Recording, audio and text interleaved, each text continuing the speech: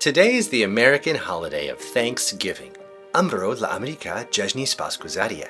This holiday is very simple. We gather with friends and family and eat a large feast together. And we remember all of the blessings that we are thankful for. جەژنە ئەلۆز نییە.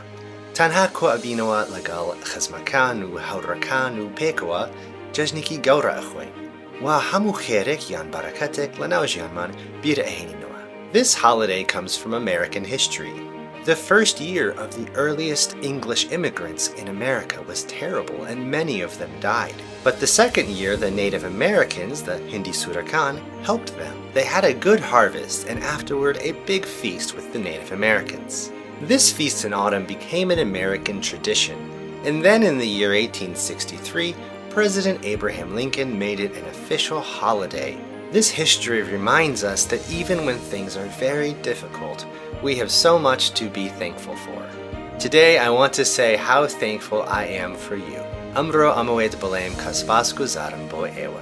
I'm so thankful for your support, your encouragement, and for the things we are learning together. So, happy Thanksgiving.